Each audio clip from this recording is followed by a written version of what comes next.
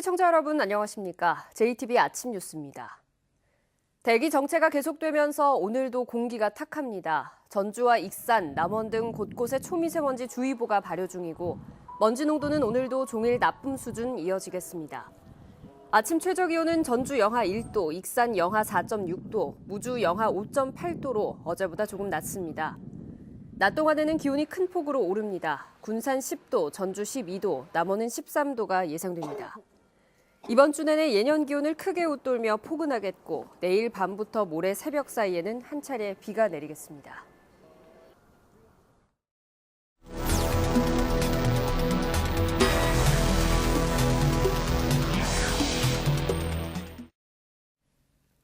군산항 인근에 수출이 중단된 막대한 양의 폐기물이 3년째 방치되고 있다는 사실, 지난 8일 전주방송이 단독 보도를 통해 전해드렸습니다.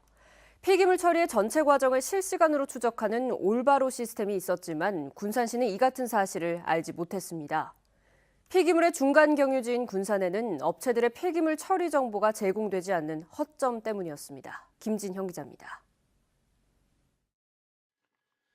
폐플라스틱 등 폐기물 8,200톤이 쌓여있는 군산항 인근의 한 창고입니다. 경기도 평택에 있는 한 폐기물 처리업체가 지난 2017년 제주도에서 가져온 폐기물로 중국 등지로 보내기 위해 군산항으로 가져왔다 수출이 막히자 방치해 놓은 것입니다. 작년에 그 실무도에 놨다가 이 항만 전체 냄새가 너무 심해져가지고 그 창고로 다시 들어갔다라고 얘기를 하거든요. 군산시는 폐기물이 방치되고 있다는 사실을 까맣게 몰랐다가 환경부의 통보에 뒤늦게 알게 됐습니다. 폐기물 처리 전 과정을 실시간 추적 관리하기 위해 2002년에 도입된 올바로 시스템이 있지만 폐기물 방치를 파악하는 데 전혀 도움이 되지 않았습니다. 군산시의 전산을 통해 올바로 시스템에 접근해 봤습니다. 여전히 군산항 창고에 쌓여 있는 폐기물 정보가 올바로 시스템 창에는 뜨지 않습니다. 현 올바로 시스템은 폐기물 배출자와 수집 운반업체, 처리업체가 올바로 시스템에 폐기물 처리 관련 정보를 입력하면 배출자와 처리업체의 관할 지자체인 제주도와 경기도 평택시 그리고 환경부만 볼 수 있습니다. 경유지인 군산시는 관할 지자체가 아니다는 이유로 정보가 제공되지 않고 있습니다. 그 폐기물이 처음에 배출 지역이고 최종 처리 지역만 거기에 입력이 되지 중간에서 폐기물이 어떻게 경유를 하고 이런 내용은 없어요. 군산 이제 볼 수 있는 한계는 군산 처리 업체 것만 가능해요. 폐기물의 배출부터 처리까지 전 과정을 유리알처럼 투명하게 들여다볼 수 있어야 할 관리 시스템에 구멍이 뚫린 만큼 개선이 시급해 보입니다. JTB 뉴스 김진영입니다. 폐기물 처리의 전 과정을 관리하는 올바로 시스템의 문제는 이뿐만이 아닙니다. 폐기물이 지역을 넘나드는 상황에서는 이동 경로를 실시간으로 파악하는 게 중요한데 올바로 시스템은 일반에 공개되지 않는다는 한계를 안고 있습니다. 계속해서 오정현 기자가 보도합니다. 최근 군산, 임실, 남원 등지에서 발생한 폐기물 문제의 공통점은 폐기물의 이동이 광역화한다는 겁니다. 어떤 폐기물이 언제 어느 정도나 발생해 어느 지역에서 최종 처리되는지를 파악해야 만약의 사태에 대비할 수 있습니다. 현재 폐기물의 이동 경로는 올바로 시스템에서 확인할 수 있지만 폐기물 배출업체나 처리업체, 환경 담당 공무원만 접근할 수 있다는 맹점이 있습니다. B라는 업체가 처리한다, 얼마를 처리한다 이런 내용을 알 수는 없냐는 얘기예요, 일반인들. 그건 알 수가 없군요. 폐기물은 이동 처리 과정에서 문제가 발생하면 환경 오염으로 이어질 수 있습니다.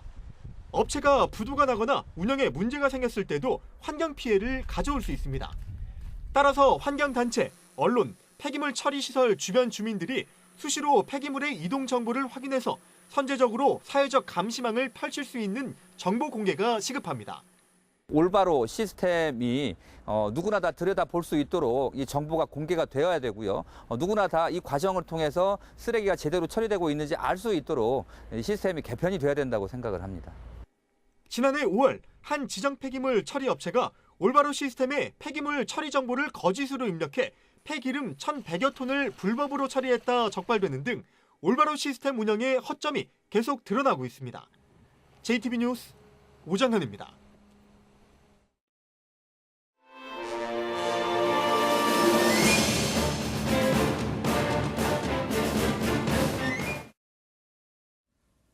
2019년, 올해는 3.1 만세운동이 일어난 지 꼭 100년이 되는 해입니다. JTB 전주방송은 3.1운동 100년을 맞아 자주 독립을 외쳤던 선조들의 함성을 되새겨보는 기획보도를 마련했습니다. 그 첫 순서로 한강 이남에선 최초로 만세운동을 일으킨 군산 등 전북의 주요 만세운동을 하원호 기자가 살펴봤습니다. 전북의 첫 만세운동은 3월 5일 군산에서 시작됐습니다. 군산 영명학교 졸업생인 김병수 선생이 독립선언서를 군산으로 가져와 만세운동을 준비했습니다.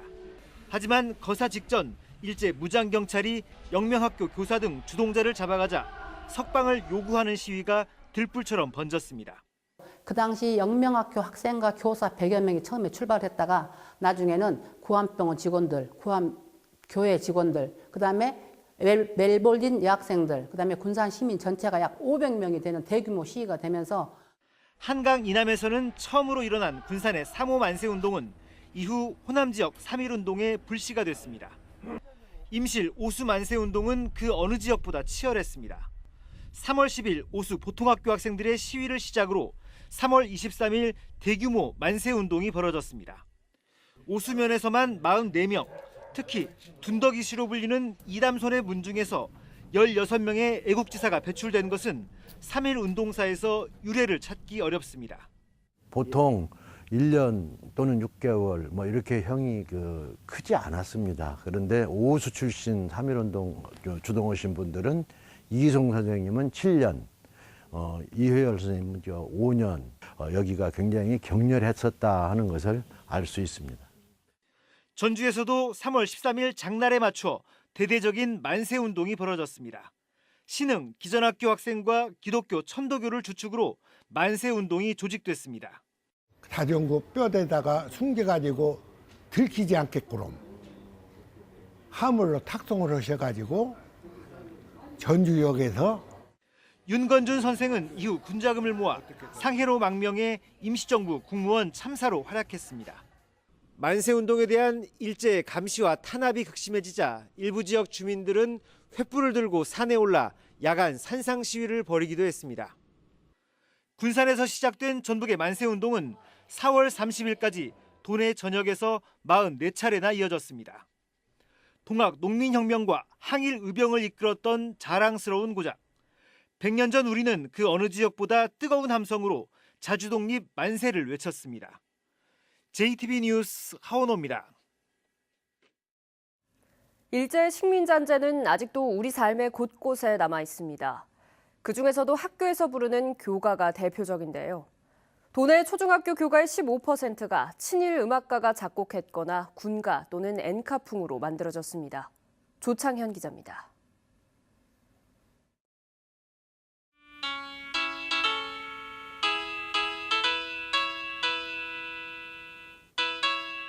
(1960년대) 초에 만들어진 중학교 교가입니다.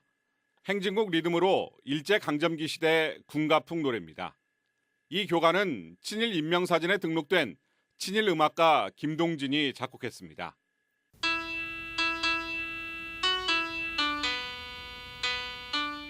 구슬품 멜로디에 일본식 오음계를 사용해 만든 교가입니다. 일본인 특유의 감각이나 정서에 기초한 대중음악 장르인 엔카풍입니다. 전북교육청 조사 결과 도내 25개 초중고등학교에서 친일 작곡가가 만든 교가를 부르고 있는 것으로 나타났습니다. 친일 작곡가 김성태와 이응렬이 각각 8개 학교, 김동진이 6개, 현재명 2개, 김기수 1개 학교 등입니다. 여기에 군가풍, 엔카풍 교가까지 합하면 전체 학교의 15% 이상에서 일제 잔재가 남아있는 교가를 사용하고 있습니다. 교육청과 중등음악연구회 교사들은 3.1운동 100주년을 맞아 친일 교가 개선 작업을 진행합니다. 상당히 부끄러운 일이고 학교 현장에 아직도 이러한 일이 있다는 것은 좀 안타까운 일인데 교육청에서는 이러한 학교들의 그 요청이 오면은 작곡 또는 편곡, 가사도 개사도 이렇게 해줄 여기가 있습니다. 또 학도, 용맹, 조국의 바쳐와 같은 시대 정신에 동떨어진 교가의 가사도 학교와 협의를 거쳐 바꿔나갈 계획입니다. 전북교육청은 교가에 이어 향남화와 같은 교목, 중앙, 남부와 같은 교명 등 학교 현장에 남아있는 일제 잔재 청산 작업을 꾸준히 벌여나갈 계획입니다. JTB 뉴스 조창현입니다. 군산공항과 제주공항을 오전에 오가는 여객기가 다음 달 말부터 다시 운행됩니다. 겨울에는 운행하지 않았던 지난해와 달리 이번에는 1년 내내 운행됩니다. 보도에 송창용 기자입니다. 다음 달 31일부터 군산 제주 오전 하늘길이 다시 열립니다. 운행 시각은 제주에서 군산 도착 오전 10시 25분, 군산 출발 오전 10시 55분으로 지난해와 같습니다. 오전 운항 노선이 추가되면 기존 오후 운항 노선의 시간은 조정됩니다. 지난해와 다른 점은 겨울에는 운항을 하지 않았던 것과 달리 연중 운항한다는 것입니다. 전라북도와 군산시가 항공사 측에 지원하는 손실 보전금도 크게 줄어듭니다. 지난해는 하루 왕복 비용으로 240만 원을 지원했지만 올해는 절반 이하인 110만 원을 지원합니다. 군산 제주 오전 노선 증편은 새만금 국제공항 추진에도 도움이 될 전망입니다.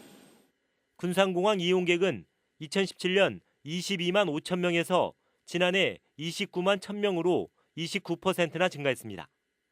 이는 국토교통부 항공수요조사 당시 군산공항의 2020년 국내 수요 27만 8천 명을 넘어서는 것입니다. 수요가 부풀려졌다는 이런 부정적인 이야기였습니다마는 작년 오전 증편을 통해서 국토부 수요를 이미 능가했습니다. 그래서 올해부터 시작되는 연중 운행을 한다라면 그보다 더 많은 수요가 있을 것으로 이렇게 확신합니다. 군산 제주 오전 노선 증편이 이용객 편의 증대와 군산공항 활성화는 물론 새만금 국제공항 건설에도 힘을 실어주고 있습니다. JTB 뉴스 홍창용입니다. 장수 보건의료원 입원실이 이달부터 다시 운영을 시작했습니다. 남원시가 남원사랑 상품권의 판매 점포 49곳을 확정했습니다. 주혜인 기자입니다.